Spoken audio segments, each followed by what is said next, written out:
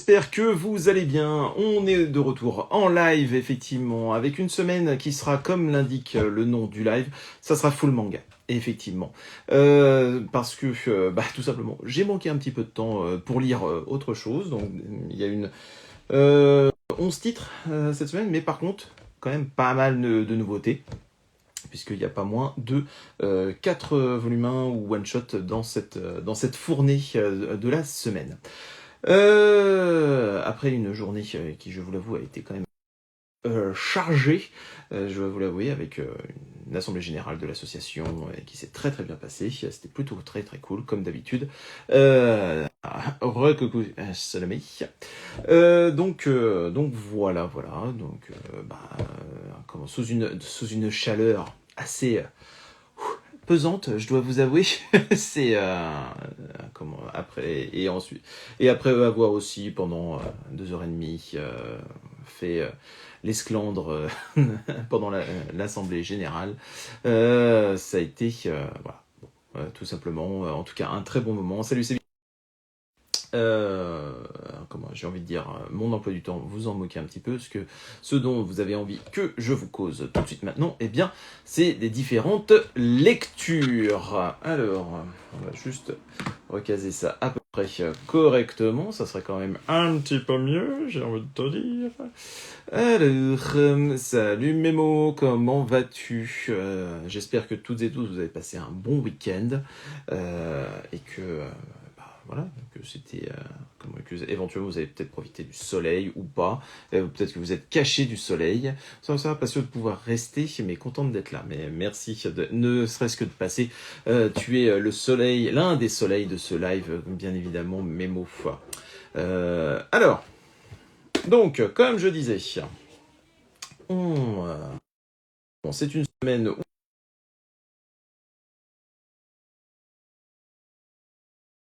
et de one shot. Et donc, on va commencer avec ça c'est bien. La lecture, ouais, tout à fait. Alors, on commence avec Kurage. Tiens, salut Jackie, comment vas-tu depuis tout à l'heure? Donc Kurage, c'est un one shot et c'est un one shot qui inaugure salut Will. Qui inaugure une nouvelle collection du côté de chez Vega Dupuis. Alors Vega Dupuis, on peut pas dire que depuis que Dupuis a racheté Vega, il y ait non plus forcément énormément de chouettes propositions. Salut Dr Castel, salut Roman, j'espère que ça va bien de votre côté.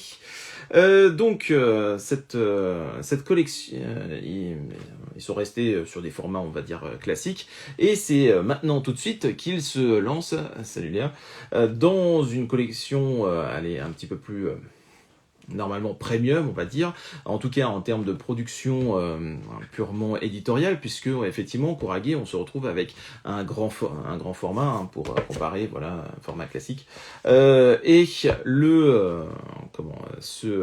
y a ce format est aussi accompagné d'une finition plutôt sympa, avec un rendu à toucher agréable et un côté semi-souple, enfin semi-rigide, qui franchement est assez agréable à la lecture. C'est-à-dire qu'on n'est pas dans le trop rigide, et parfois c'est vrai que du rigide, ça manque un peu de souplesse tout simplement. Vous allez me dire, ça paraît logique. Mais en même temps, voilà, ça a un cachet quand même un petit peu supérieur. Alors, j'ai vu celui-ci, mais j'ai trouvé le tarif un peu chéros. En pleine forme, merci fraîchement du retour. J'ai reçu ce tome, je pense le dire cette semaine. Je suis curieux, j'aime beaucoup l'édition en tout cas. Oui, comme je disais, l'objet en lui-même est plutôt, très chouette. Alors, c'est d'un auteur dont je ne connaissais pas le travail, j'avoue, Ishiwo Miyazawa. Même si son trait me fait penser à certains auteurs, j'ai l'impression de revoir l'auteur de Dimension W, mais avec un trait éventuel, en tout cas dans son design des personnages, ça me fait un petit peu penser à ce trait-là, mais avec un petit peu plus de finesse. Mais de toute façon, je vais vous montrer un petit peu les planches. Ensuite, ça nous raconte quoi? Eh ben, ça nous raconte quoi? Ça nous raconte l'histoire d'un jeune homme, enfin un trentenaire, on va dire. On ne donne pas un âge assez relativement précis à ce personnage-là. Et cet homme, eh bien, on sent qu'il est un petit peu au bout du rouleau. On a l'impression qu'il est, voilà, son taf ne se passe pas forcément très bien. D'ailleurs, on apprend que c'est un coiffeur, mais on sent bien que il n'est pas totalement satisfait. Il bosse normalement à Tokyo, et sauf que il a pris le train à un moment donné, sauf que son train, eh ben, il s'est endormi et il est allé au bout de la rame du train. Donc, et ça tombe bien parce que le bout de la rame, on va dire, le fait arriver vraiment dans un coin plus que perdu, et quasiment, ça l'amène quasiment en bord de mer. Et en fait, sur place, très vite, il va se rendre compte que repartir dans l'autre sens, c'est pas si évident. Salut Guillaume. Que on est perdu en pleine pampa. Alors c'est un petit peu comme en France, hein. On va dire que les réseaux euh, de bus, de trains ou quoi, c'est pas toujours évident. Il va très vite le constater et il va se rendre compte aussi très vite en rencontrant un jeune garçon qui va finalement lui servir un petit peu de guide dans le coin et très proche, on va dire de la mer. Eh bien, ça va faire déjà, il va se rendre compte que au final, déconnecter un petit peu de la vie tokyoïte, eh ben, ça fait pas de mal. Ça fait pas de mal, déjà, parce que il va se mettre à plonger, à découvrir la faune sous-marine et tout ça. Mais très vite, on va se rendre compte que cette déconnexion en cours, j'ai envie de dire, s'accompagne de remontées de souvenirs de sa part, et ces souvenirs, eh bien, vont véritablement l'impacter. J'ai envie de dire, et surtout on se rend compte que dans ses souvenirs, eh bien, il y a des choses qui étaient un petit peu oblitérées. Très clairement, il y a des souvenirs dont il n'avait pas, très très envie de se souvenir, et bien évidemment, nous, en tant que lecteurs, on aimerait bien en savoir un petit peu plus. Alors, c'est une œuvre effectivement qui se veut parler de ce phénomène de déconnexion, de retour à la Terre, mais en même temps avec ce côté un petit peu possiblement nostalgique et tout. Mais je vais être honnête avec vous, eh bien il m'a fallu 2 lectures pour véritablement, on va dire, saisir l'ensemble du message. Qui pourtant, franchement, c'est une œuvre qui n'est pas d'une complexité folle. Hein. Vraiment, très sincèrement, faut pas sortir de Saint-Cyr pour comprendre un petit peu les tenants et les aboutissants de cette lecture. Non, c'est simplement qu'à un moment donné, dans cette lecture, il y a un moment où mon cerveau a fait off.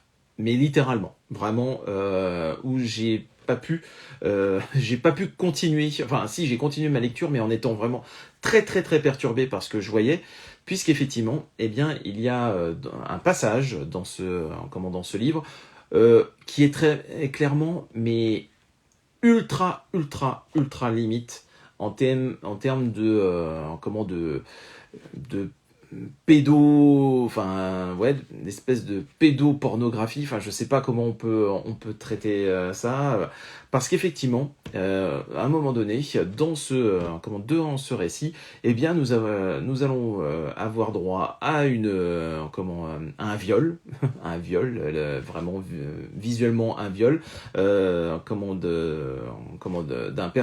personnage par un jeune garçon et qui jeune et faible, et qui sont obligés de passer par c'est une étape absolument nécessaire pour semble-t-il en tout cas pour la bascule du récit. Salut Shoji Kitaro, comment ça va?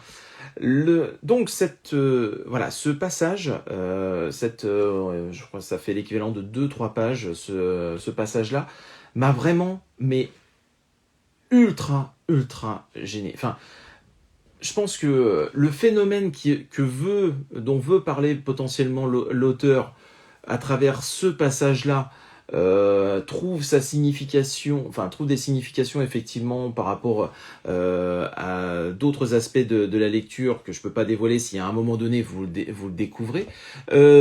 Mais franchement, je suis tombé, alors je suis pas tombé de ma chaise parce que j'étais dans le lit quand j'étais en train de bouquiner, mais vraiment je me suis dit mais putain mais pourquoi se sentir obligé de nous balancer comme ça à la figure un passage aussi cru, même si on ne voit pas tout, voilà, mais en tout cas le viol il est très clairement là, et je vois pas un trigger warning, je vois rien qui laisse entendre que, et franchement je trouve que c'est extrêmement gênant. La preuve, c'est, je vous dis, moi, décontenancé par cette scène qui arrive à peu près aux 3/4 du récit, a fait que moi, ça m'a vraiment coupé littéralement dans la proposition. Et j'imagine que ça a dû quand même gêner un certain nombre de personnes à la lecture. Donc,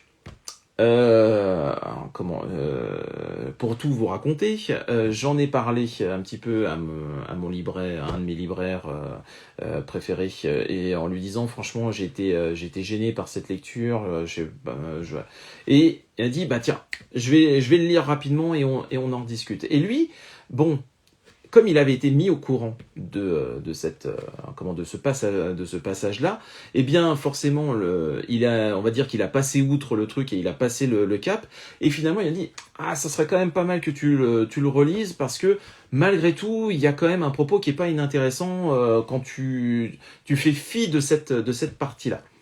Et donc, ça c'est ce que j'ai fait.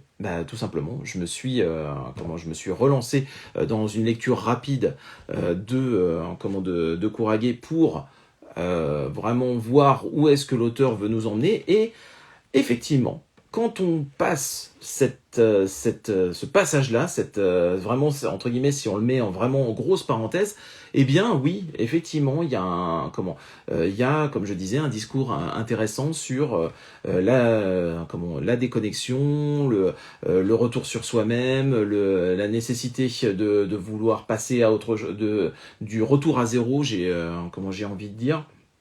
Et en même temps, la notion, le fait que d'avoir des blocages mentaux peuvent altérer finalement notre vie. Donc, ok, le propos, oui, pourquoi pas, mais franchement, voilà, il y a malgré tout, on peut pas enlever ce moment-là qui, pour moi, est vraiment, est tout simplement gênant. Surtout que voilà, l'œuvre n'est pas sous blister, elle est pas. Enfin, il y a des gens, je pense, qui vont arriver sur cette scène-là, ils vont être comme moi, ils vont faire un blocage, quoi. Et je le comprends complètement. Alors après, j'ai envie de dire, maintenant qu'on est prévenu, enfin, vous êtes prévenus. Peut-être que possiblement ça pourrait vous intéresser ou quoi. Mais j'ai envie de dire, moi ce qui au final me gêne, c'est que malgré tout, donc cette œuvre est censée être l'œuvre qui lance finalement cette nouvelle collection Alpha du côté de chez Vega Dupuis. Et je trouve qu'il y a un titre avec un aspect aussi clivant qui est censé effectivement lancer une collection. Moi tout simplement je trouve ça vraiment très problématique. J'ai du mal à comprendre comment un directeur de collection peut estimer que non ce titre-là, mais non, ça va passer crème, et puis vogue la galère. Non, pas plus à notre époque, plus avec les mises en garde et les tabous et les choses qu'on installe finalement. Pas de souci. Ciao Roman, merci d'être passé en tout cas. Donc voilà. En tout cas, moi cette lecture, dont je vais vous en montrer un petit morceau, mais je serais vraiment très curieux d'avoir vos retours pour savoir effectivement si malgré tout vous voulez passer le pas, et de voir comment vous avez perçu ce moment-là de la lecture, parce que c'est voilà, moi, vraiment, c'était vraiment très compliqué. Alors, salut Louli, salut Léonemi, salut Noakid, j'espère que ça va bien de votre côté. Salut Shifumi. Alors, je remonte un petit peu parce que vous avez... salut Pat la menace. Ah, je crois que j'avais vu cette scène et ça m'avait tellement étonné. Bah oui, tu m'étonnes que c'était étonné, je le comprends complètement. Et oula, ça paraît pas quand on regarde la couverture. Ouais, hein, ça fait un choc hein, quand même. Tac, je pense à des parents qui vont vouloir l'offrir à des jeunes de 14-15 ans. Et ouais, bah oui, non mais c'est vraiment, c'est là où est tout le problème quoi. Tac, il a pas lu le directeur. Ouais, bah, ça serait quand même dommage que le directeur de collection n'ait pas lu la première heure de sa collection. Ou alors, c'est que lui, ça lui pose pas de souci. Et alors à ce moment-là, moi, ça me pose un réel souci. Mais bon, voilà. Donc, alors, je vais vous montrer un petit peu le contenu. Donc, comme je disais, notre brave homme, je suis même pas sûr qu'on lui donne un nom à ce personnage-là. En tout cas, j'ai pas le souvenir. En tout cas, voilà, il est à la gare, il se rend compte que effectivement, il est en bout de ligne, que c'est un peu la grosse galère. Alors graphiquement vraiment, enfin moi je sais pas ce que vous en pensez, mais ça me fait penser aussi à au trait et même en termes d'ambiance, ça me rappelle aussi du Oshibara, l'autrice de Mushishi. Voilà, il balance, j'en peux plus de ce job. Bah voilà, oui, effectivement, il en peut plus. Il est vraiment au bout de sa vie. Après, voilà, il y a aussi des éléments, il y a des justifications avec des éléments qui se veulent un peu ouais, fantastiques, hein, on peut dire ça. Bon, moi je trouve que c'est un petit peu c'est un petit peu pété. Donc on voit bien que moi j'ai envie de dire on est quasiment dans un endroit un peu paradisiaque quoi. Voilà, on est au bord de la plage, les cocotiers. Enfin bon, si tant est qu'on aime le sable, hein, donc pas comme moi parce que effectivement c'est pas c'est pas mon dada. Et alors cette scène qui est extrêmement importante parce que effectivement je peux pas non plus tout explicité par rapport au récit parce que sinon comment dire, vous allez ça serait un peu trop facile, j'ai envie de dire. Et donc vous voyez avec des moments, une espèce de moment de transe. Voilà. Eh ben, je vous en montrerai pas plus. Coucou. Oh, j'ai vu Kurage. J'ai bien aimé ma lecture. Les détails sont très sympas, mais j'ai trouvé ça trop léger en partie. Alors, donc tu as lu, Letty. Il n'y a pas une scène qui t'a un tout petit peu gêné. Je serais curieux d'avoir ton retour. Moi, je t'avoue que j'ai eu un blocage mental hein, avec une certaine scène hein, qui, pour moi, est à la très vraiment est très borderline et super limite en termes de gratuité enfin voilà bon voilà tout simplement et pourtant il n'y a pas non plus grand chose qui me choque mais là ça m'a choqué là tout simplement. Ah mais oui cette scène totalement ah oui bon quand même quelque part, tu me rassures parce que je dis non, ça se trouve, je suis le seul con à être perturbé. Voilà, ça n'avait pas sa place, clairement. Ouais, très clairement, ça n'avait pas sa place. L'auteur aurait pu faire ça, passer ça autrement. C'est-à-dire que cette notion, effectivement, de contact, entre guillemets, intime, important, tu peux le faire passer par simplement un baiser, tu peux le faire... visuellement le faire passer de manière beaucoup moins clivante que ça, quoi.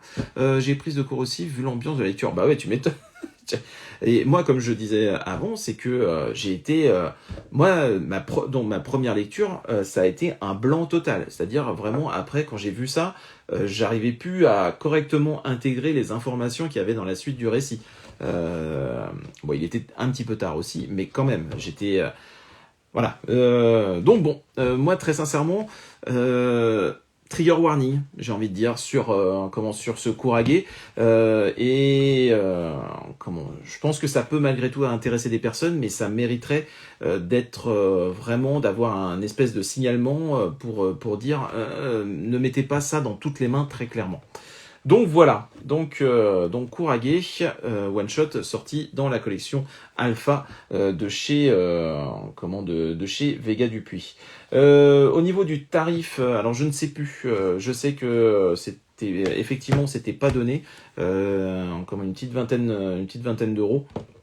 Mais comme c'était un début de collection, je voulais voir quand même où voulait nous emmener Vega Dupuis dans cette proposition. J'ai envie de dire, j'ai pas été déçu du voyage, comme dirait l'autre. Bon, enfin bon, donc voilà.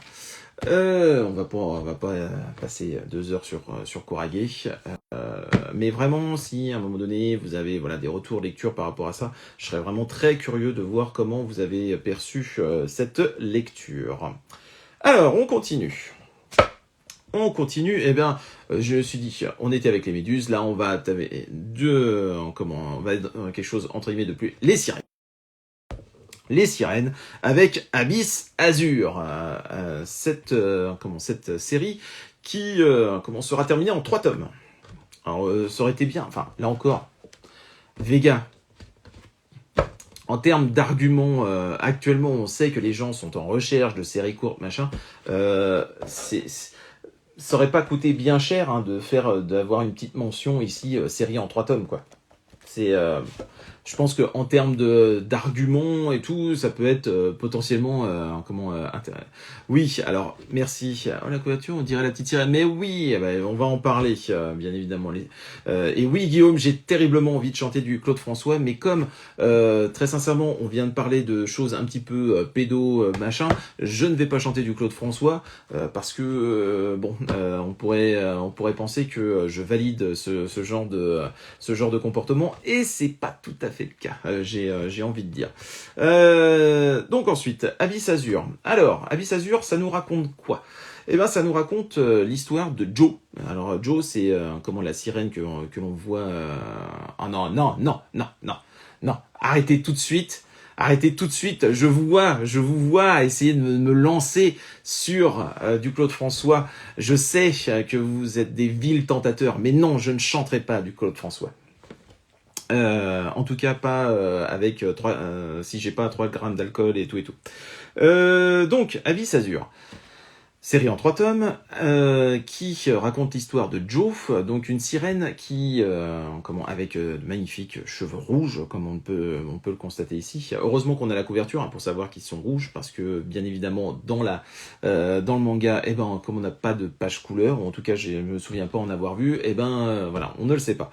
Mais en tout cas, c'est une sirène qui est rebelle, mais rebelle à tous les niveaux. C'est-à-dire que, bien évidemment, les humains, on veut pas en entendre parler, j'ai envie de dire que la communauté des sirènes, de manière générale, assez moyennement aussi. Elle est vraiment très très sauvage, pas très sociable.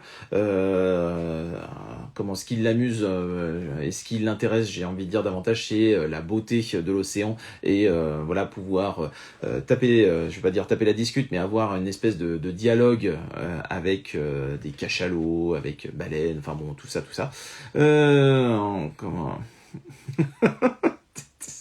Il est con, c'est pas possible. Oh là là là là là là. Bon, ensuite, j'arrive pas à me concentrer, vous êtes terrible. Et donc notre très très jolie sirène,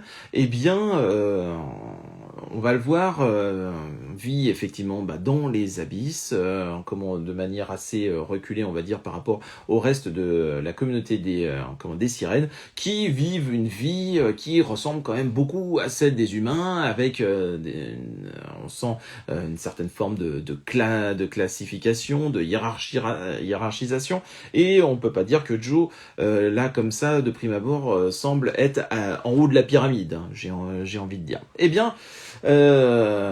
Mais elle a un avantage, ou on va dire, en tout cas il y a quelque chose qui est important à savoir, c'est qu'elle est amie avec Rocky. Rocky, c'est l'autre que l'on voit ici, et qui, elle, est bien évidemment, comme on pouvait le deviner, son exact contraire, c'est-à-dire que c'est un être absolument solaire, c'est une danseuse qui séduit à tour de bras, qui le veut, qui dès qu'elle fait un sourire, bien évidemment, on est à ses pieds, mais alors que voilà, tous les oppos, elles sont ultra chopin, j'ai envie de dire, et ce qui leur permet d'ailleurs parfois ça crée certaines facéties, et surtout comme le yin et yang, l'une apaise l'autre, l'une apaise le côté rebelle et l'autre essaie de calmer ses ardeurs en termes de jouissance, et surtout d'envie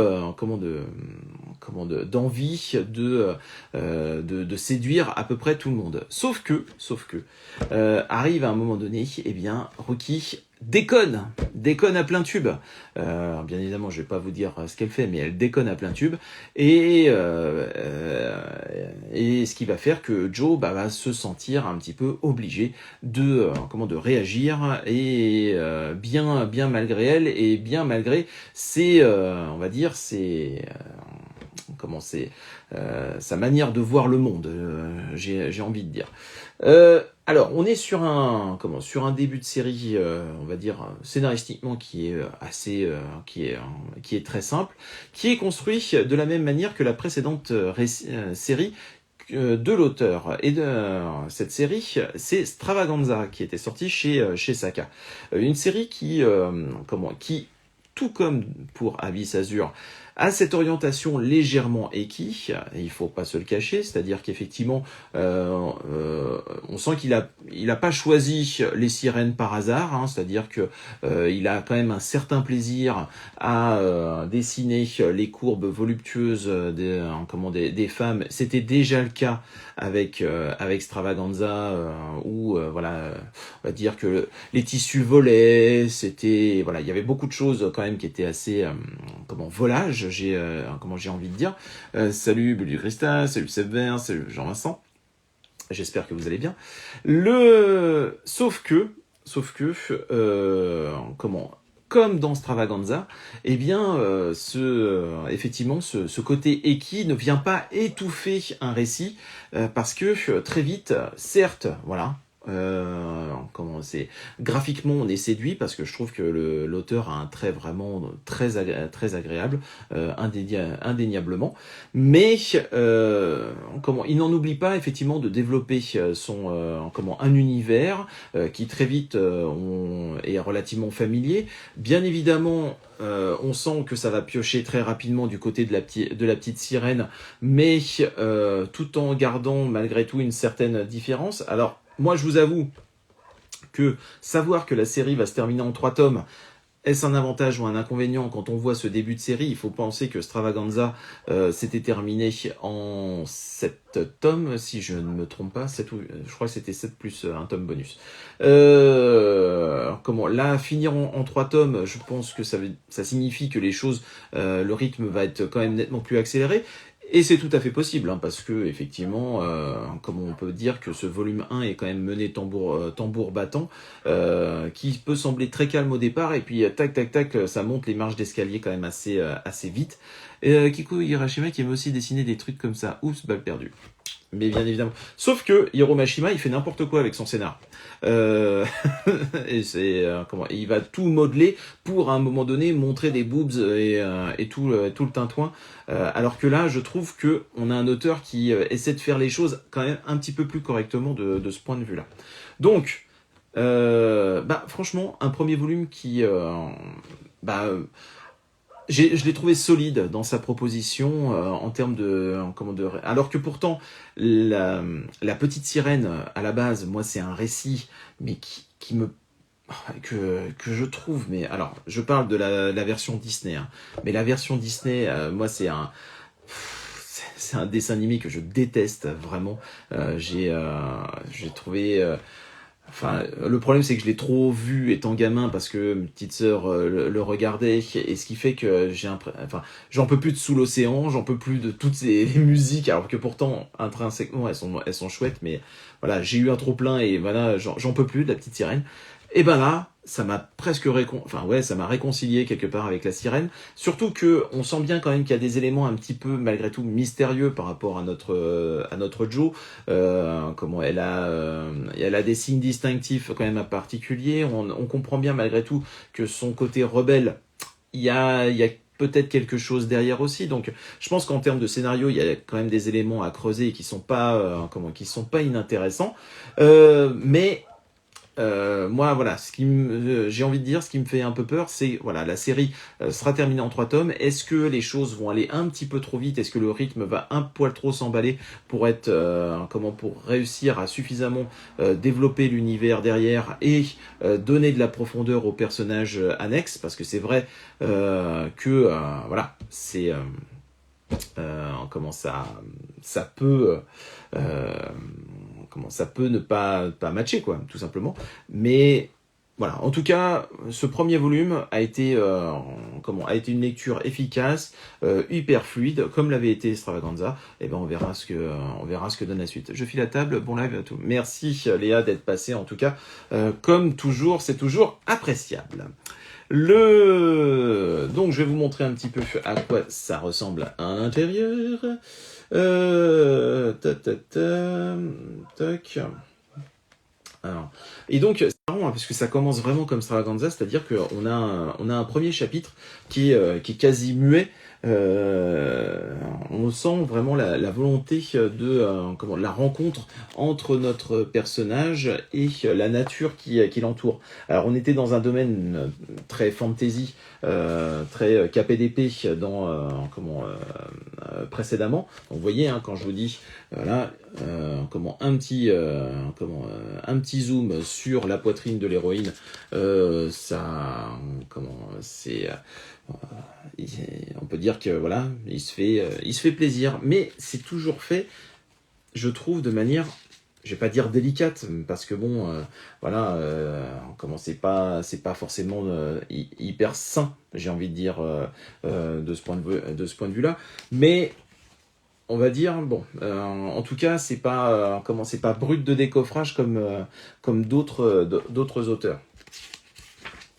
Tac, et vous voyez, donc on a un premier chapitre où c'est quasiment tape la discute avec un cachalot, et finalement, voilà, le côté Eki disparaît avec presque une certaine forme de poésie qui surgit, auquel on ne s'attendrait pas nécessairement. On voit aussi le côté rebelle, ne pas s'en laisser compter. Il y a aussi ce symbole sur sa tempe. On dit, c'est pas possible, il doit y avoir quand même une signification à tout cela. Et voilà, de très jolies scènes. Et puis, je vais pas vous montrer, mais effectivement, voilà, il y a un côté, je me fais une bouffe ensuite. Et je vais juste vous montrer la fameuse Ruki, voilà, qui est petit ange tombé du nid, j'ai envie de dire, et qui est vraiment elle profite à fond de la vie, et faut pas s'en laisser compter, mais elle est effectivement elle est ultra charmante, charmeuse, tout ce qu'on veut, et donc voilà, je n'en montrerai pas plus. Alors, en effet, joli dessin. Il est dans ma pile à lire celui-là, je n'ai pas lu la précédente série de l'auteur. Vraiment, Stravaganza, si, j'ai envie de dire, l'aspect Eki ne fait pas peur, parce que effectivement, Stravaganza, pareil, c'était, il y avait effectivement une grosse dimension par rapport à ça. Fanservice, mais fanservice entre guillemets... joli fanservice, j'ai envie de dire. Eh bien, Stravaganza, il y a un propos, il y a vraiment des choses très très intéressantes dans cette série. Donc vraiment, je la conseille. Vraiment, je la conseille, mais en mettant toujours, voilà, en disant attention, il y a quand même des aspects qui peuvent agacer les personnes qui n'aiment pas le fanservice et le côté Eki. On peut dire qu'on a vu pire. Oui, bien sûr qu'on a vu pire, mais moi j'ai envie de dire maintenant, Le corps de la femme, c'est pas un jouet, quoi. C'est pas un jouet. Donc, on peut apprécier un joli dessin, voilà. Mais il faut pas non plus en faire trop. Et je trouve que Akihito Tomy reste juste à la limite. Il y en a d'autres, par contre, effectivement, qui la transgressent assez allègrement. Ensuite, d'ailleurs, est-ce qu'il y en a certains qui l'ont lu ce volume 1 et est-ce que vous avez été convaincus par cette proposition? Je serais curieux d'avoir vos retours, comme toujours. Mais on va continuer avec Innocence. Innocence, c'est un one-shot sorti du côté de chez Shiba. Shiba, c'est un éditeur qui sort pas énormément de titres. Petit à petit ses parutions. Et on se retrouve avec donc Innocence. Ce one-shot qui... moi, j'avoue, c'est la couverture immédiatement. Ça m'a, je sais pas, ça m'a happé. Je trouvais que les couleurs étaient intéressantes. Enfin, en tout cas, voilà, c'est une couverture qui, je trouve, est vraiment très efficace. Et puis, parce que moi, j'en avais pas spécialement entendu parler. Et quand j'ai retourné le volume et quand j'ai vu le pitch, j'ai dit, ah ça peut, si c'est bien traité, ça peut être vraiment très très cool. Et donc ce pitch, il est de quoi? Eh bien, on se retrouve donc dans un collège et on se retrouve avec un jeune garçon. Alors Yahito, je crois. Je sais plus. Yahito. Attendez, je vais essayer de retrouver le nom des personnages. Alors, Yahiko. Et ok. Donc Yahiko, eh bien, c'est un petit garçon relativement banal, j'ai envie de dire, un petit garçon à lunettes qui, mais ce petit garçon, eh bien, il a il a entre guillemets une particularité, c'est que il fait des rêves bizarres la nuit, ces derniers temps, et ce rêve est quand même ouais, Yahiko et les noms, Nico et les noms, ouais, c'est grande histoire d'amour. Mais bon, ça c'est comme d'habitude, j'ai envie de dire. Donc Yahiko, eh bien, il fait un rêve toutes les nuits et ce rêve systématiquement, eh bien, c'est une jeune femme qui arrive nue vers lui et va se jeter sur lui jusqu'au moment où pouf, le rêve s'arrête. Et il n'arrête pas de faire ce rêve-là. Et il sent bien que son corps, son entrejambe réagit à chaque fois. Et il a du mal à comprendre ça. Mais il a cru comprendre qu'il aurait peut-être des réponses avec un certain type de lecture, si vous voyez ce que je veux dire. Et en fait, très vite, il va se rendre compte que, il n'est pas le seul à avoir effectivement des desiderata et de découvrir véritablement ce qui se cache dans une revue, à minima érotique, j'ai envie de dire, et je dirais même pornographique. C'est la jeune fille qui est aussi sur la couverture, qui est Akagi, et qui, elle, s'intéresse à la chose, alors qui en termes de caractère est complètement opposée, puisque elle par contre elle est ultra vigoureuse, elle est forte, forte en sport, elle est elle a un charisme quand même assez costaud, et elle en fait elle est elle veut effectivement en savoir plus pour tout simplement en saisir ce qui lui semble être la beauté absolue de l'amour, parce que elle a une fascination pour Aphrodite, qui effectivement, il y a un tableau chez elle qui représente Aphrodite, donc déesse de l'amour, de la fécondation et tout le team, qu'elle trouve absolument sublime, qui est quelque chose qui est fortement apprécié aussi par ses parents et tout ça, et finalement fascinée par ce tableau, eh bien elle veut en savoir plus finalement sur ce que représente l'amour et la beauté forcément qu'on doit retrouver systématiquement dans cet amour-là. Même s'il y a d'autres choses, d'autres raisons, bien évidemment, on va découvrir petit à petit, qui poussent la jeune fille à vouloir en savoir plus.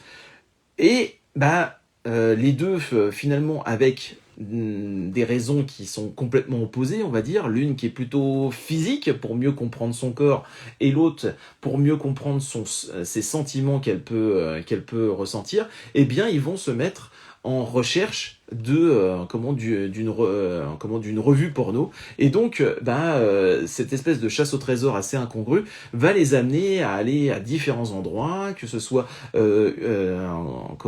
une forêt où l'on sait que certaines personnes s'adonnent à des choses un petit peu tabous, j'ai envie de dire, que ce soit une librairie, que ce soit, enfin bon voilà, c'est différents endroits, et bien évidemment ces différents endroits vont donner lieu à différentes rencontres, dont une jeune femme qui est sur le point d'avoir un enfant, et finalement ces rencontres vont leur permettre petit à petit de se construire une image de l'amour, j'ai envie de dire, mais peut-être pas celle qu'ils imaginaient dans un premier temps. Eh bien, moi je vous avoue que ce one shot, il m'a ému. Alors que franchement, on est sur un pitch qui, ne laisse pas penser à ça. Mais en fait, ce titre porte terriblement bien son nom, puisque c'est l'innocence, et j'ai envie de dire, ça pourrait dire une certaine forme de perte d'innocence, c'est-à-dire le moment où tout un chacun, alors bien évidemment, là, l'auteur en parle en plus en postface, c'est-à-dire que il illustre avec des enfants qui vont découvrir des bouquins, mais la génération précédente, c'était les bouquins ou potentiellement la VHS du porno. Alors moi, je vous raconte, c'est ma vie. Moi, ça a été la découverte d'une VHS tout à fait intéressante, cachée par mon daron, qui m'a amené à découvrir des choses que je n'imaginais pas. Bien évidemment, maintenant il y a la notion des sites internet, un accès très facile. Mais bon, voilà, on est encore sur... j'ai envie de dire, l'auteur revient à un moment donné où l'innocence pouvait ne pas être perdue trop vite, j'ai envie de dire, et finalement, voilà, de voir évoluer ces deux personnages, vraiment avec une vision vraiment mais diamétralement différente, et avec l'un qui bien évidemment a tendance à bouffer un peu l'autre en termes de prérogatives, ce qui fait que il y a à la fois une complicité, mais en même temps, il y a des choses qui sont un petit peu cachées. Finalement, de réussir à saisir le pourquoi d'un tabou aussi à travers ce titre. Et moi, j'ai trouvé ces deux gamins vraiment vraiment touchants dans leur recherche, en même temps un petit peu effrayés. Et quelque part, il y a un personnage dans le récit qui m'a fait beaucoup penser à ce que moi, en tant que parent, je peux imaginer par rapport à ça. Mais après, il faut se placer dans le contexte et se dire, quand j'ai été gamin, à un moment donné, je me suis posé des questions, et j'ai envie de dire, comme ça a été le cas avec Sex Education à un moment donné, moi je trouve que peut-être qu'à un moment donné, bien évidemment que ça pose problème de trop montrer, mais ne pas du tout montrer, c'est aussi un problème. Et finalement, je trouve que ce titre-là vient bien montrer les limites d'une certaine éducation, d'un rapport à la morale, et bien évidemment nous interroge sur les tabous de notre corps, tous ces sujets qui sont pas forcément totalement évidents. Et bien, je trouve que c'est à travers ce petit one shot, c'est très bien traité avec douceur, mais en même temps sans jamais être gnangnan ou être mièvre ou quoi que ce soit. C'est parce qu'il y a des moments vraiment qui sont intenses et très qui viennent chatouiller un peu le cœur, quoi. Donc Innocence, vraiment moi je trouve que c'est une très très très jolie pioche de la part de Shiba,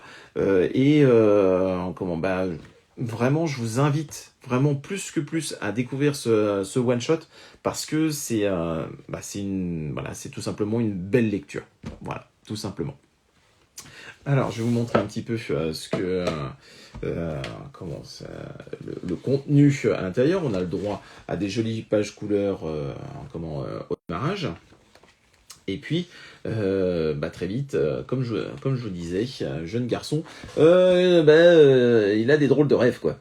Il a des drôles de rêves, des rêves, qui le poussent aussi à essayer de les reproduire en dessin, mais forcément, il y arrive pas parce que il n'arrive pas à aller au bout de son rêve, donc il n'arrive pas à l'imaginer, donc c'est compliqué. La conclusion est oui, complètement. Vraiment, la conclusion, elle est je trouve impeccable parce que elle permet d'ouvrir les choses, mais sans non plus asséner véritablement un discours comme ça fermé immédiat. Ça permet, je trouve, simplement de poser les bonnes questions et là encore, j'estime que mettre ça dans les mains d'un ado, peut-être que ça permet aussi d'ouvrir un débat là encore, sur des sujets qui sont loin d'être évidents. Je n'ai aucun titre des éditions Shiba, alors pourquoi pas me lancer avec ce one-shot? Franchement, moi, de ce que Shiba a pu proposer, de ce que j'ai pu avoir l'occasion de lire, pour l'instant, c'est vraiment très clairement le dessus du panier. Hein. Vraiment, parce qu'en plus, j'aime vraiment le trait de l'auteur. Je trouve qu'ils sont ils sont vraiment mignons, même si on voit bien que ce sont des enfants qui arrivent à un âge où on commence tout simplement à se poser des questions.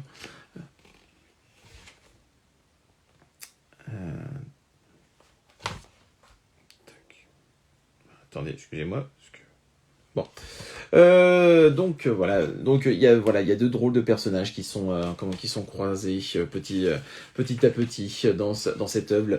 Le stress d'un gamin qui se trouve dans une librairie avec le rayon des choses qu'on ne peut pas auxquelles on n'a pas le droit d'accéder, pas le droit de voir. Donc forcément quand on est gamin, on avait envie de voir forcément parce qu'on est curieux ça, c'est vraiment très chouette. Comment je me prendrais sûrement du coup?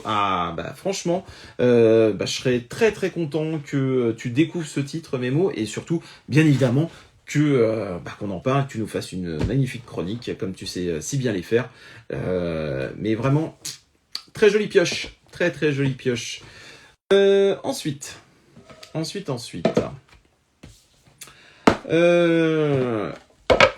On termine au niveau de ce qui est des nouveautés avec Shadow of the Ring, donc qui est la nouvelle série de Keiji Nakagawa.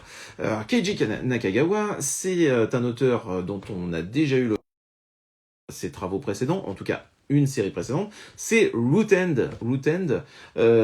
qui a été un thriller particulièrement agréable, intéressant et plutôt bien vu dans on va dire dans les nettoyeurs de la mort, j'ai envie de dire, donc dans un là, vous allez voir, on est quand même sur quelque chose de très très différent et qui malheureusement avait juste chuté sur la fin, vraiment sur la toute fin de son récit, en voulant amener une dimension fantastique à un récit qui était quand même très, on va dire, terre à terre, et ce qui faisait que cet aspect-là venait complètement plomber le récit, et là, c'était vraiment très très dommage, parce que vraiment, il y avait des choses particulièrement intéressantes dans Root End, et je me dis, bon, effectivement, une fin extrêmement maladroite. Et donc là, il revient avec Shadow of the Ring. Alors Shadow of the Ring, on est sur une série qui là aussi sera courte, puisque elle sera terminée en 4 tomes. C'est un titre. Eh bien, ça nous raconte quoi? Ça nous raconte l'histoire. Enfin, on est sur une Terre alternative, on va dire, qui pourrait ressembler un petit peu à Saturne pour le coup, puisqu'il y a un anneau autour de la Terre. Et forcément, cet anneau autour de la Terre, avec l'ombre du Soleil, fait que il y a une ombre qui n'arrête pas de varier, on va dire, sur cette planète. Et on va avoir un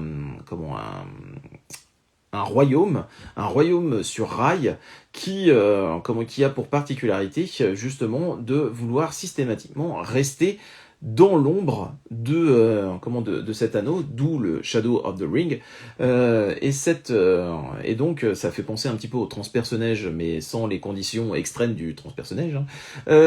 Et donc il tourne effectivement autour de la Terre, autour de cette terre, pour être toujours systématiquement dans l'ombre de cet anneau. Alors bien évidemment, c'est un royaume qui est qui est entouré de mystères, comme souvent les éléments un petit peu itinérants comme ça, où les gens ont un petit peu de mal à comprendre les coutumes ou quoi.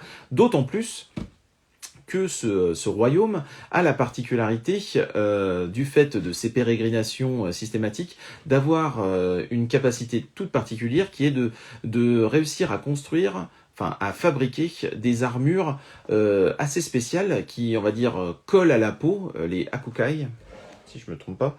Attends, je revérifie. Oui, les Hakukai. Et ces Hakukai, vraiment, voilà, comme je dis, c'est des espèces de, on va dire, d'armures presque vivantes, en tout cas, qui qui peuvent vraiment décupler la puissance de la personne qui les porte. Et donc forcément, eh bien, comme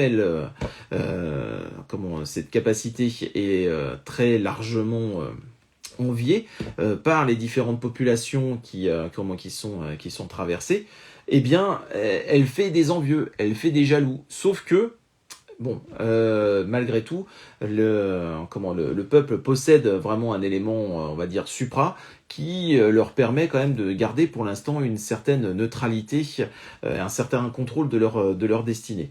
Et sauf que, eh bien, il arrive à un moment donné où l'équilibre des forces, j'ai envie de dire, est en train de basculer entre les différents pays qui le traversent, et c'est ce basculement des forces va entraîner un bouleversement, là encore, au cœur de notre communauté, que l'on découvre à travers les yeux d'un voyageur qui, on va dire, hein, de manière un petit peu légère, réussit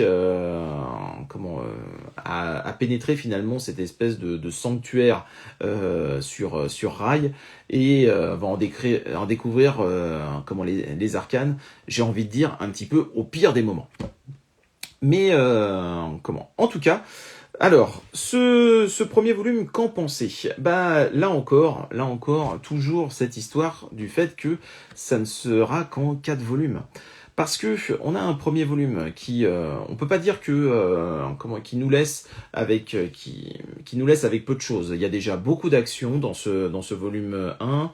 Il y a énormément de choses, hein, qui s'y passent. On a, on va dire, une exploration partielle de l'univers, même si je trouve que ça manque un petit peu d'explication du pourquoi effectivement ils veulent absolument suivre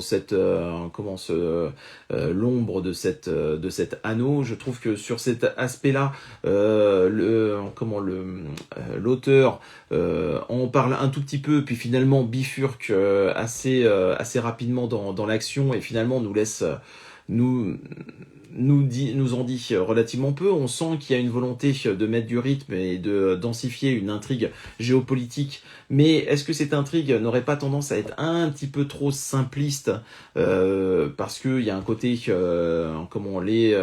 j'ai presque dire les méchants, des méchants, des un peu moins méchants, nos personnages, enfin notre communauté, notre royaume sur rail, qui est un petit peu au milieu, et éventuellement des forces qui essayent de faire basculer les conflits d'un côté ou de l'autre. Voilà, moi c'est davantage ça. Je trouve qu'en termes de patte graphique, Root-End était quand même assez statique, et là on sent l'auteur qui essaye d'y aller un petit peu en termes de scènes d'action, et elles sont toujours très claires et très fluides. Donc de ce point de vue-là, c'est pas désagréable. C'est pas voilà, j'ai envie de dire, voilà, il y a il y a un potentiel. Il y a un potentiel dans ce titre, mais j'ai un peu peur que ce potentiel ne soit pas pleinement exprimé sur la longueur.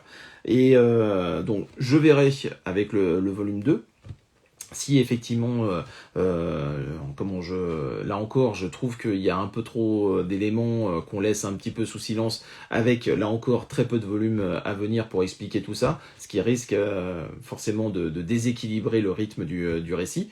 Mais bon, j'ai envie au moins de lui donner sa chance sur le deuxième volume. Parce que Rootend était sympa dans son démarrage, parce que malgré tout il y a quand même il y a suffisamment de mystère et d'intérêt scénaristique.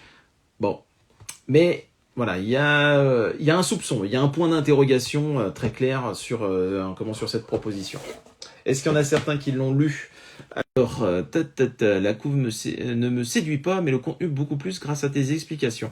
Bon, si au moins j'ai réussi à clarifier. Alors, je dois vous avouer que quand je vois des quatrièmes de couverture comme ça, qui font un certain nombre de lignes, je me dis, oulala, on va avoir un récit qui va être compliqué. Et puis finalement, non, on peut pas dire que ça soit extrêmement alambiqué, compliqué ou quoi que ce soit. L'auteur assez fluide, peut-être même parfois, je trouve un poil trop fluide, parce que voilà.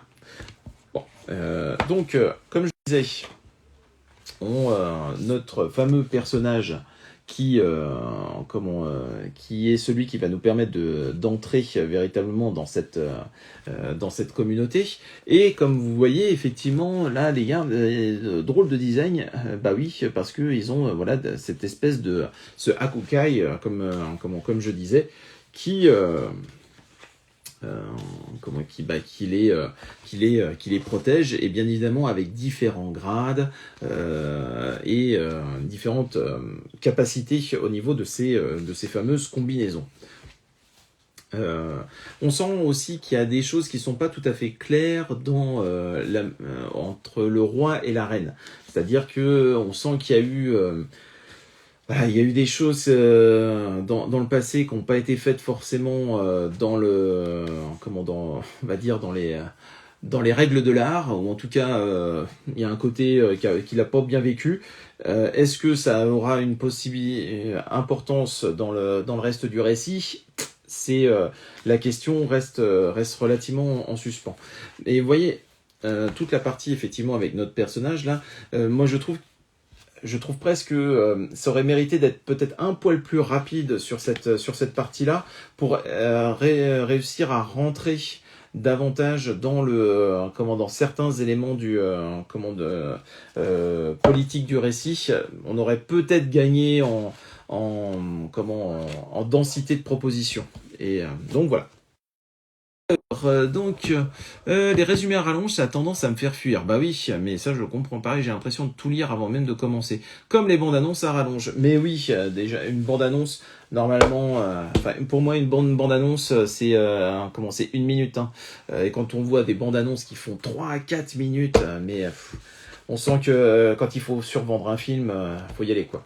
Donc voilà, Shadow of the Ring, ça sera en 4 volumes, et curieux de voir ce que donnera le second tome, mais comme c'est une série courte, eh bien il sera vraiment décisif, et si jamais je ne suis j'ai de trop gros doutes pour la suite, eh bien je le laisserai de côté. Ah mais c'est trop ça, Alicia. Ouais, carrément, on est d'accord. Donc voilà, les quatre nouveautés de la semaine, et bien des 4 nouveautés, celle que j'ai préférée, c'est Innocence. Je pense que vous l'aurez bien compris. Alors, tu te dis, bon, pas la peine de voir le film. Oui, ça c'est souvent les bandes annonces Marvel, en fait. Ils se sont pas rendus compte qu'à un moment donné, quand ils font les différentes bandes annonces, que tu les mets côte à côte, t'arrives quasiment à 7-8 minutes du film, ça commence à faire du récit que tu connais. Hein.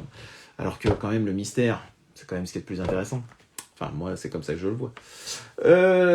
Alors, ensuite, 21h31, c'est bien, en 1 heure, j'ai fait les 4 nouveautés.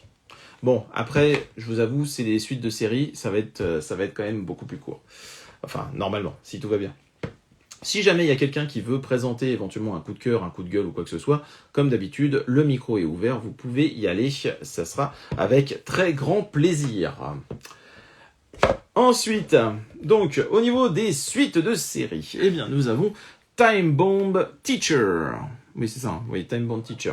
Une série qui là aussi, finalement est assez courte, pareil. Je crois elle va être terminée en 4 tomes. Et j'ai envie de dire, le rythme va avec, quoi. C'est-à-dire que c'est vraiment mené tambour battant, tout en développant là encore de nouveaux personnages. Alors ce qui est bien, c'est que avec la couverture, on sait quels personnages vont apparaître et vont être possiblement importants pour le récit, avec des orientations vraiment très diamétralement différentes, hein, une plutôt positive, une franchement négative. Je suis sur mon canapé, je vais pas tarder à y aller d'ailleurs. Pas de souci. Allez, va te reposer, Mémo. Merci d'avoir participé en tout cas. Ça aura été un plaisir, comme toujours. Donc Time Bomb Teacher, eh bien, j'ai envie de dire, on est sur de la série B qui est efficace, ça tourne. J'ai envie de dire, on se laisse prendre par le récit. J'ai l'impression de revenir à certaines œuvres. Ça me fait penser à du Luc Besson, mais époque Léon, Nikita ou ce genre de choses. C'est vraiment typiquement ce type de récit. On sent bien qu'il y a des très grosses ficelles, mais on va dire, bon, on les laisse de côté. On a une série d'actions qui tourne.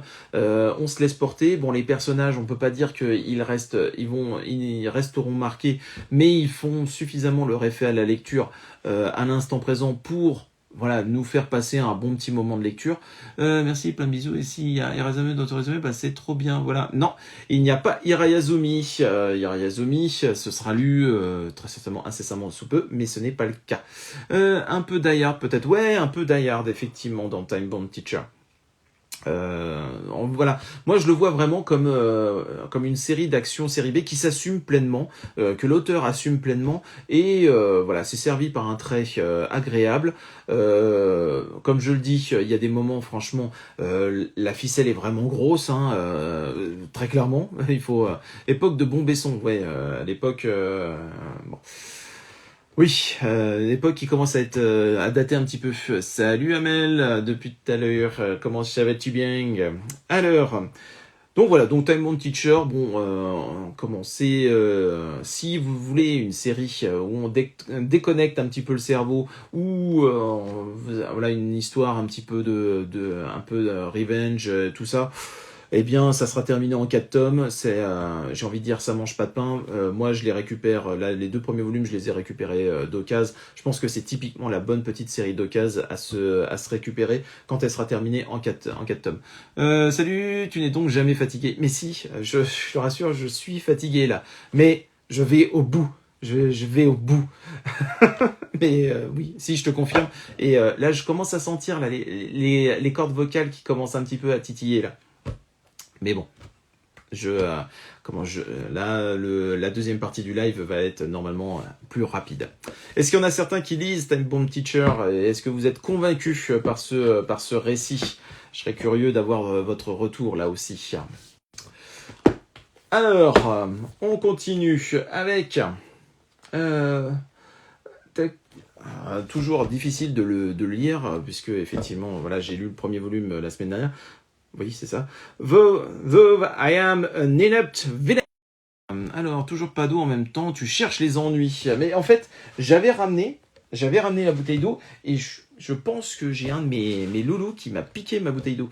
Donc, ce qui fait que, effectivement, je suis à sec, et ça va être difficile.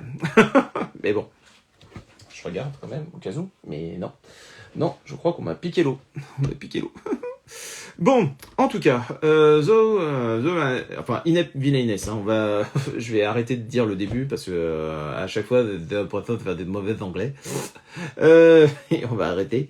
Donc, Inept Villainess, eh bien, on continue, comme je disais, on continue à suivre finalement notre échange des corps entre une jeune femme qui avait entre guillemets tout pour plaire mais à la santé fragile et qui se retrouve dans un corps pour le coup robuste mais légèrement exilé, et bah l'inverse, la mal aimée qui se retrouve normalement dans une position enviable, sauf qu'elle se rend compte que la santé fragile comment la perturbe elle aussi. Et finalement, ce qui est intéressant avec ce titre, on aurait pu se dire un côté très manichéen. Moi, j'imaginais un récit où notre personnage principal ferait tout pour récupérer son corps. Et en fait, non, pas du tout. On n'est pas du tout dans ce principe-là. Elle jouit de son corps, elle en profite, elle essaie d'en tirer un maximum, et j'ai envie de dire, elle joue un côté, un côté redresseur de tort finalement, et essaye de redonner du clinquant à sa position. D'un autre côté, elle a tout intérêt parce que à la moindre incartade, elle peut se faire couper la tête. Et finalement, ce qui est marrant, c'est parce qu'il y a une forme de relation qui va se créer entre nos deux, ce qui normalement devrait être nos deux antagonistes. Et finalement, je vais pas dire qu'il y a de la complicité presque, mais il y a presque une... Alors que quand même, il y en a une qui a fait une grâce à l'autre, hein, quand même. Je vais pas dire qu'il y a une amitié, mais en tout cas, voilà, il y a quelque chose qui se crée entre les deux. Je sais pas où est-ce que ça veut nous emmener par la suite, mais on sent... Voilà, comme si à un moment donné, l'auteur essayait de mettre toutes les choses en perspective, et finalement, un récit qui pourrait s'avérer vraiment, qui aurait pu s'avérer ultra manichéen, eh bien, forcément, c'est au final, elle pourrait être vraiment convaincante par la suite. Toujours avec une ambiance qui vraiment moi me fait penser un peu au Carnet de l'apothicaire, même si globalement l'histoire ne raconte pas cela, mais bon. Le seul point qui a un tantinet quand même agaçant, c'est que on sent que l'auteur joue un petit peu trop la carte, un peu forceur sur le fait que la nana a récupéré un corps robuste. C'est-à-dire que là maintenant elle est devenue, je vais pas dire Superman, mais en tout cas elle est elle est en capacité de te faire une broderie absolument luxueuse, énorme, superbe en une nuit.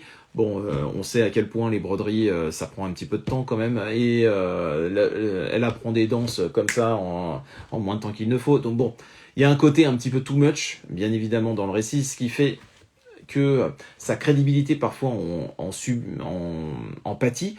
Mais bon, dans l'ensemble, on se laisse porter par le récit, et pour l'instant, voilà, c'est une lecture plutôt agréable, une bonne petite surprise du côté de chez Meian.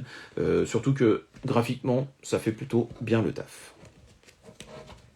Est-ce qu'il y en a certains qui le lisent, ce titre du côté de chez Meian, donc Though I am an inept villainess.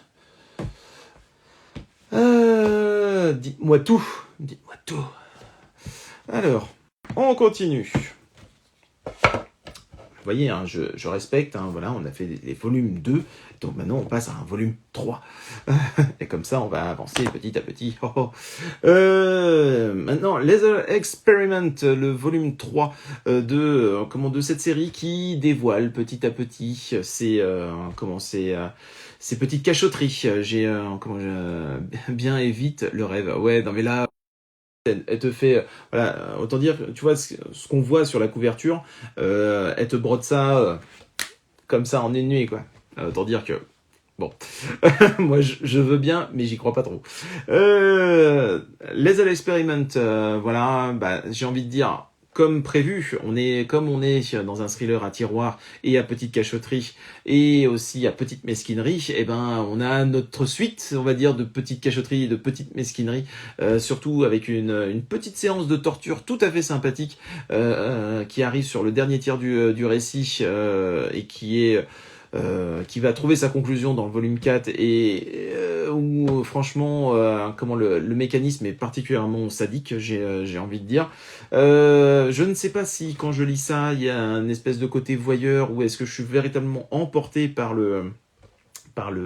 la construction du récit, même si on voit bien que l'auteur essaye de développer un tout petit peu plus, parce qu'on sait que ça joue sur deux lignes temporelles.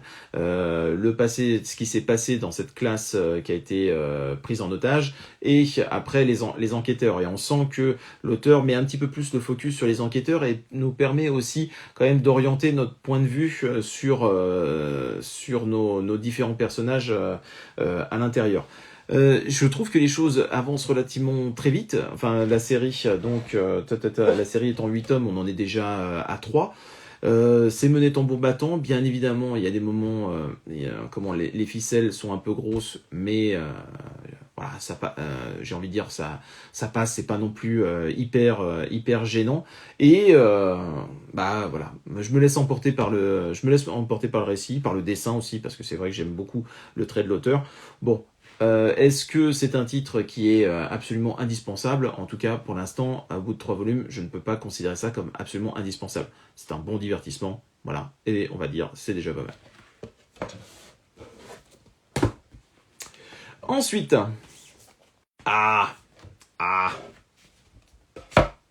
ça, volume 7, et The Night Beyond the Trigonal Window, eh bien ça, c'est vraiment très très bon. Vraiment, c'est pour ceux qui saisiront ce dont je veux parler. Salut l'entre de Toff. Ce titre vraiment, je trouve est vraiment extrêmement intéressant. Il explore encore une fois d'autres pistes concernant la prégnance des les sentiments qui en ressortent quand on se retrouve à un moment donné arraché quelque part assez sec. Il y a des relations entre les personnages, un brin masqué dont on commence à sentir que il y a anguille sous roche.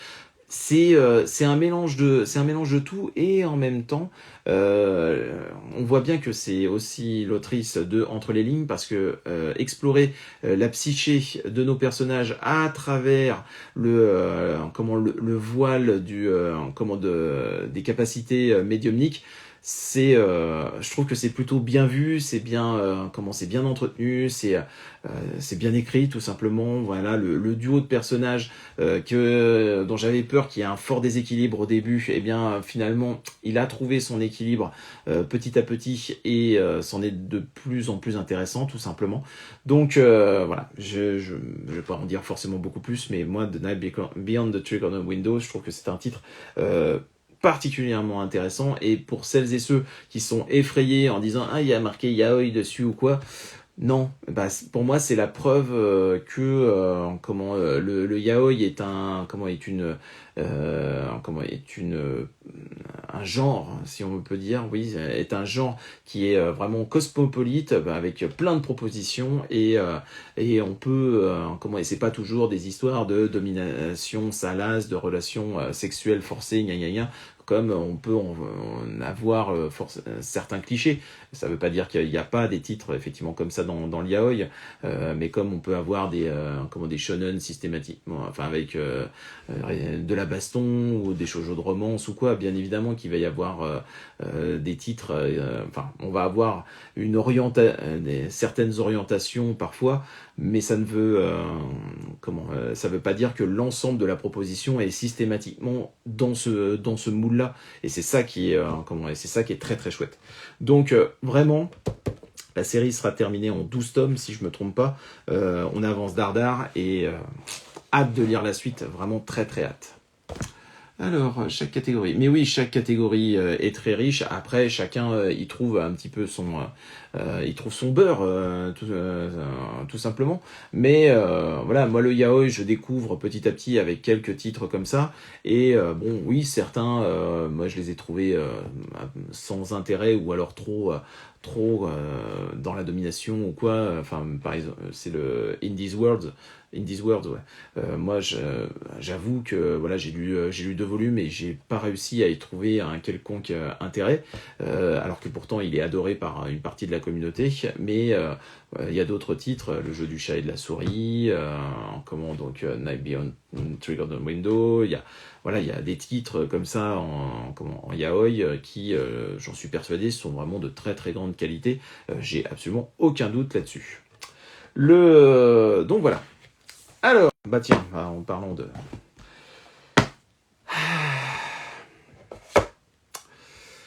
Le volume 9 de Corps Solitaire.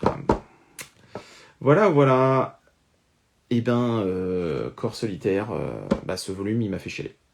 Il m'a fait chialer parce que là, on est au nœud du problème. Et on a un fonctionnement en miroir. Nos 2 couples vraiment, on va dire, sont chacun de leur côté. Et j'ai envie de dire au croisement des chemins par rapport à chacun de leurs couples. Et on a 2 visions vraiment très différentes. Et vraiment, je trouve que c'est traité, mais magnifiquement, quoi. J'ai adoré ce volume. Ce volume, je l'ai dévoré à une vitesse grand V. Alors bien évidemment, il y a aussi la fluidité de la lecture qui fait ça, mais voilà, je suis mon passé forcément fait que je me sens impliqué dans cette histoire, et ça m'a retourné très clairement, parce que voir ce qu'on pense être l'âme sœur, ne pas l'être véritablement, ou penser que tout peut s'arranger malgré tout, et que malheureusement c'est pas si simple que ça. Enfin, c'est lisez Corps Solitaire. C'est un très très beau titre. Il confirme à chaque volume que c'est vraiment une superbe proposition. Je suis vraiment très très heureux de lire ce titre. Et je sais pas où est-ce que tout ça va nous mener. Ouais, non, c'est un titre qui remue. Qui remue beaucoup de choses. Alors peut-être que pour certains, voilà, ça va leur passer, mais vraiment totalement à côté. Après, c'est aussi le ressenti qu'on peut avoir avec des différentes œuvres, j'ai envie de dire. Salut Hello Neuf. Mais voilà, c'est vraiment, si vous avez envie d'avoir une certaine étude de mœurs, et où la place de l'amour, la place de l'amour physique, de l'attirance, est vraiment très très bien proposer, vraiment bien traité. Je trouve que Corps Solitaire fait partie de ces titres-là. J'ai récemment découvert Corps Solitaire, et puis quel claque. Je suis content, Letty, que ça te plaise, effectivement. Tu en es rendu à quel volume, toi? Parce qu'à un moment donné, c'est une série où j'ai eu peur. Je me suis dit, putain, le titre peut partir vraiment en espèce de mauvais vaudeville. Et non. Non, franchement, vraiment, l'autrice, elle est sur un film et elle s'y tient. Et vraiment, c'est un travail d'équilibriste d'orfèvre. Vraiment, chapeau. On m'a prêté les 2 premiers tomes et j'ai tellement adoré, je me suis trouvé un petit lot sur Vinted pour débuter la série. Je continuerai assurément en 9. D'accord. J'en suis vraiment très très heureux, et j'espère justesse de propos incroyable. Mais ouais, mais tellement. C'est fou. C'est fou à quel point je trouve que le titre est d'une très très grande crédibilité et d'une très très grande sensibilité. Voilà. Donc, Corps Solitaire, voilà. Il est dans mon abécédaire, mais c'est pas pour rien. Oui, je continue l'abécédaire. C'est juste qu'il faut trouver le temps pour faire les vidéos. Parce que j'ai déjà tous les titres, machin et tout, j'ai quelques photos et tout, mais il faut juste le temps d'avancer. Je pense que la lettre D qui va sortir incessamment sous peu. Ouais, mon psy a été complet. Parfait. Beck. Alors bien évidemment, hein, c'est beaucoup plus léger que Corps Solitaire, hein, pour le coup, mais ça a été c'est un, c'est un moment du récit qui, c'est pas que je l'aime pas, mais il me fait un pincement au cœur en fait. Il me fait un pincement au cœur parce que c'est le c'est le moment des galères. C'est le moment des grosses galères pour pour le groupe dans ce volume-là. C'est un gros passage à vide où on sent que voilà, il y a rien qui s'enchaîne bien quoi. Et c'est tellement frustrant. Voilà, on les aime à force, voilà, on en est déjà à 10 tomes, enfin donc l'équivalent de 20 tomes dans son édition d'origine. On les a suivis dans leurs péripéties. Vous savez, c'est bon, ok, il y a la montée en puissance, il y a avec l'espèce de climax. Et forcément, quand on arrive à ce moment-là, il y a forcément une pente de redescente. Mais on en est là. On en est là dans le récit et on a tellement envie d'être voilà, de les pousser, leur dire mais non, vas-y, crois en toi et tout. T'as envie d'être en mode positive attitude derrière eux et que tu sens que tout se joue là aussi à un fil d'un groupe, une séparation, un mauvais choix, un mauvais moment. C'est dans une industrie aussi difficile que celle de la musique, le show business, c'est terrible quoi. C'est vraiment c'est assez terrible de se dire que bah ça se joue à rien quoi. Et en tout cas voilà, c'est une partie où j'aimerais tellement être avec eux en mode redit, en mode pote et leur dire non, tu dois y croire parce que tu vas y arriver parce que bon voilà, c'est l'enthousiasme on va dire du shonen quelque part qui me fait parler mais je me rends compte que au moment où je l'ai lu à l'époque, la première lecture, et ben c'était un moment où j'estimais qu'on était justement cette espèce de creux. Il y avait aussi un creux de la vague, mais là je le vis un petit peu différemment et avec l'expérience, on va dire, de la vie, si on peut dire, parce qu'effectivement ma lecture de Beck elle commence à remonter à plus de longtemps, beaucoup trop longtemps, et bien je me dis que voilà, le regard change, hein, mais bon, ça c'est pas nouveau, mais on perçoit les choses différemment et on a envie et on vit la lecture différemment. Donc c'est pour ça que les œuvres, certes, les lire une fois c'est déjà bien, mais réussir à les lire plusieurs fois pour réussir à les assimiler différemment et avoir une vision différente, je pense que c'est important. Et donc c'est bien pour ça que j'en garde un maximum autour de moi et que le partager et tout, c'est juste excellent. Donc bon, tout simplement Beck, voilà, c'est cool, c'est du manga musical de très haute qualité bah ça, voilà, sur le podium des mangas qui est très très très très haut, mais Beck est vraiment, il le tutoie, il est juste, il est pas loin quoi, il est pas loin. Et on va terminer ce live avec un dernier volume, une dernière suite de série, avec Shadows House. Shadows House, eh bien, on a un titre qui, alors à chaque fois Shadows House, je dis putain, les volumes ils sont tout courts. En général, ils sont très denses, assez verbeux, donc ce qui fait que finalement la lecture est pas si rapide que ça. Et ben là, on est dans un entre-deux. C'est vrai que la lecture, comme elle est assez soutenue, le rythme est assez soutenu, et ben ça fait que finalement je l'ai dévoré quand même assez vite, ce volume.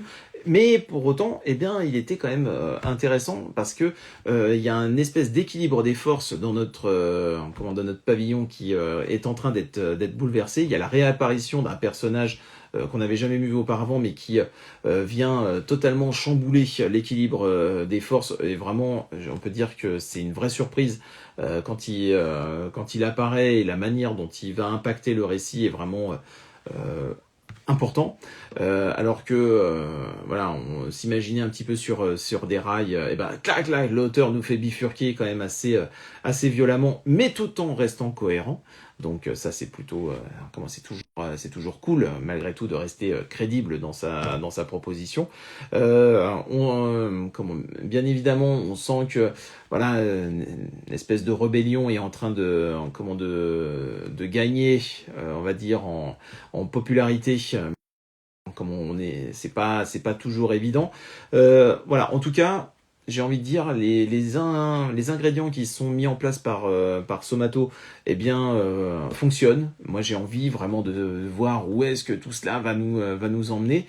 Est-ce que finalement cette bifurcation ne sera juste qu'un coup d'épée dans l'eau ou un feu de paille, oui, plutôt un feu de paille d'ailleurs, ou est-ce que vraiment ça va littéralement accélérer très fort le rythme du récit? C'est tout à fait possible, c'est tout à fait envisageable.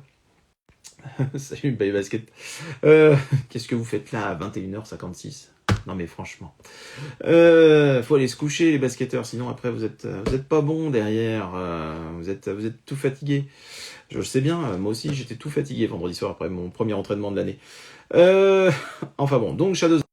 Je trouve que ce volume est plutôt très efficace, pas mal rythmé, avec de bons rebondissements efficaces, et en même temps, tout en réussissant à bien préparer la suite. Donc, pour moi, c'est le bon cocktail, j'ai envie de dire, en termes de lecture. Donc ça, c'est cool, c'est cool. Voilà, j'en dirais pas forcément beaucoup plus. Et bah c'est tout pour cette semaine. Je sais pas pourquoi je vous le remontre. Je sais pas. C'était gratuit. C'était voilà. J'avais envie de vous montrer la jolie petite couverture de Shadows House. Donc voilà. Les suites de série. Donc très clairement. Celle qui m'aura vraiment le plus impacté, vous avez bien compris, c'était celle de Corps Solitaire. Voilà, merci, mais merci Letty d'être passée, d'avoir été présente et tout, ça fait d'avoir pu échanger, c'est toujours un immense plaisir. Donc là, si vous avez des questions, de rien Guillaume, toujours là aussi encore un plaisir. Là donc, si vous avez des questions par rapport aux différents titres qui ont été chroniqués ce soir, n'hésitez pas. Là, je vais faire mon petit récap, sachant que je pense que je vais essayer de faire là au niveau des récaps, maintenant. C'est disponible sur YouTube, puisque j'ai trouvé véritablement une appli qui fonctionne vraiment bien pour extraire correctement le live et pouvoir le diffuser derrière sur d'autres plateformes et donc sur YouTube.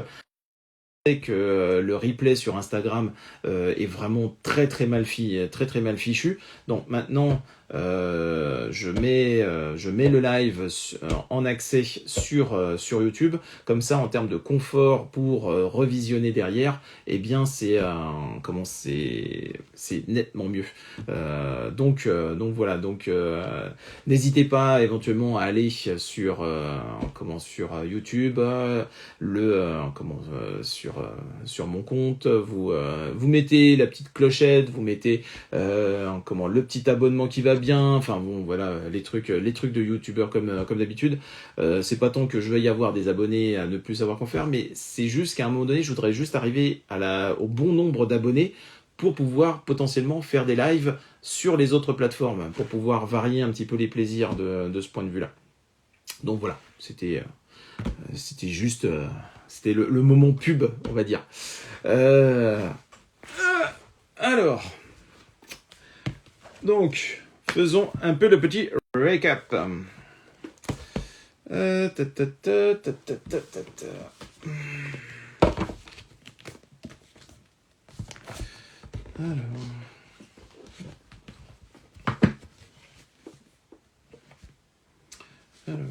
donc, on va commencer. Ouais. Tac. Voilà. Normalement, on est dans le bon ordre. Alors, on attaque avec les volumes 1 de la semaine et les one-shot avec Kurage.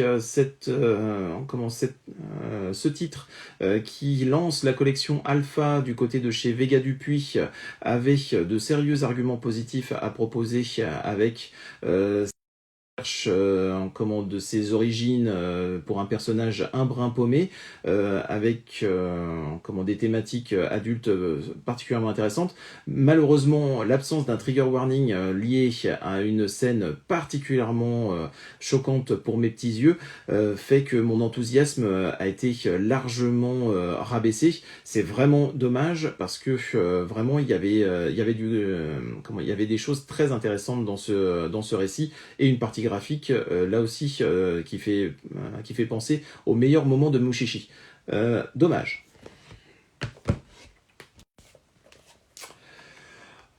Ensuite, Abyss Azur, la nouvelle série de l'auteur de Stravaganza qui pioche du côté de la petite sirène avec ce court titre. C'est cette belle amitié entre la rebelle Jo et qui pourrait dévoiler bien des trésors par la suite. Est-ce que 3 volumes suffiront pour apprécier à la fois les courbes de nos personnages, mais aussi un scénario solide? Là est toute la question. Merci Guillaume, merci pour ton abonnement. Après, je ne force rien, hein, voilà. Bon, je veux pas non plus... Du côté de chez Shiba, le one-shot Innocence aura été vraiment un très joli coup de cœur. Cette recherche, ces deux enfants à la frontière de l'adolescence qui cherchent des réponses sur l'amour à la fois sur l'amour physique et finalement sur les sentiments et d'une finesse et d'une très grande finesse. J'ai apprécié à la fois le trait mais aussi le traitement d'un sujet qui peut être particulièrement tabou dans chez chacun d'entre nous. Un très joli titre et surtout une très belle pioche de l'éditeur.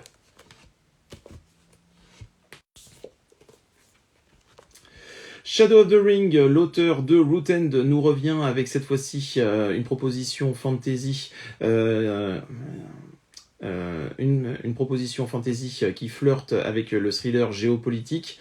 Il y a vraiment de belles promesses dans ce titre, avec ce royaume sur rail et ces personnages dont on sent bien qu'ils sont un brin empêchés. Mais est-ce que tout cela va pouvoir être correctement développé en si peu de volume puisque ça sera terminé en 4? Là encore, grosse question et il faudra vraiment lever les doutes avec le prochain volume. Et voilà, c'est pour Et voilà, c'est tout pour cette semaine concernant les volumes 1. Donnez-moi votre avis par la suite. Et on continue. Et on continue avec les suites. Time Bomb Teacher, c'est de l'action et de la série B qui s'assume totalement. Une série qui me fait penser forcément à du Gunsmith Cats ou du Die Hard éventuellement si on veut parler cinéma. En tout cas, on pose la tête, on passe un bon moment et ça sera terminé sous peu. Je pense que ça sera efficace jusqu'au bout. Though I Am an Inept Villainess, et ce volume 2 confirme les bons petits ingrédients du volume 1 qui lorgne du côté des carnets de l'apothicaire, mais avec un duo de personnages finalement assez improbable. Surtout une amitié qu'on n'aurait pas vu venir. C'est intéressant et finalement ce titre qu'aurait pu être un simple ersatz a de jolies promesses a finalement de bien jolies promesses à nous proposer. Lethal Experiment, on continue notre petit bonhomme de chemin dans cette expérience, on continue notre petit bonhomme de chemin dans cette drôle d'expérience. Les petites mesquineries et les petites cachotteries se révèlent petit à petit. Est-ce que c'est mon côté voyeur qui apprécie le titre ou véritablement je suis charmé par le scénario et par la personnalité cachée de nos personnages? Pour l'instant, j'ai du mal à me déterminer. En tout cas, ça reste une lecture efficace pour l'instant.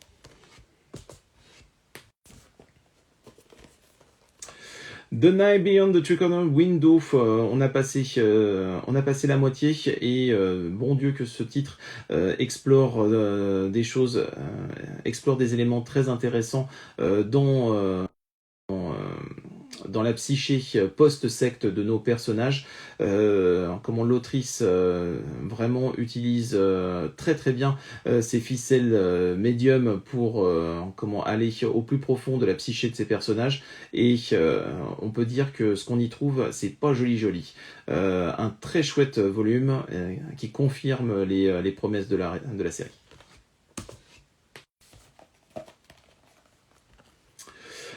Ah là là, ce volume 9 de Corps Solitaire, fou là là, qu'est-ce qui m'a remué, forcément, c'est un titre qui déjà, je le plaçais vraiment très très haut, mais ce volume 9 ne cesse qu'on est très très loin du vaudeville gras qu'il aurait pu être. C'est extrêmement fin, nos deux couples sont extrêmement touchants, mais de manière totalement différente.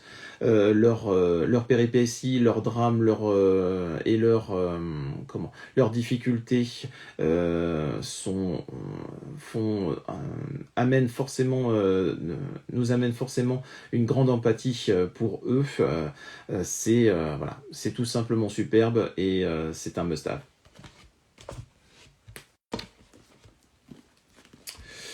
Du côté de Beck, oulala, que cette période est difficile pour notre drôle de groupe, mais on sent bien qu'à un moment donné, ils ne vont à force de gratter le fond, ils ne pourront que rebondir, et j'ai hâte de lire les prochains volumes pour voir cette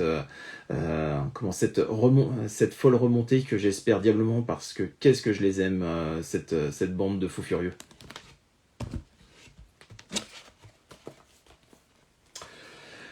Et enfin, Shadows House, un volume un peu moins verbeux, bien rythmé, mais qui surtout voit l'apparition d'un personnage qui vient largement chambouler l'équilibre dans nos différents pavillons et possiblement l'équilibre de la série de manière globale. C'est bien fichu, c'est bien amené et c'est vraiment très intriguant pour la suite. Shadows House, toujours aussi efficace. Et voilà pour cette semaine. Corps Solitaire, ça me tente de plus en plus, force de t'en entendre parler. Et je vais pas te dire le contraire, il faut se pencher sur la question de Corps Solitaire qui mérite tant et tant, j'ai envie de dire. En tout cas, je vous remercie encore une fois d'avoir passé votre dimanche soir en ma compagnie. J'espère que vous avez découvert plein de bonnes lectures, que éventuellement si vous voulez en parler en MP ou quoi, faut pas hésiter.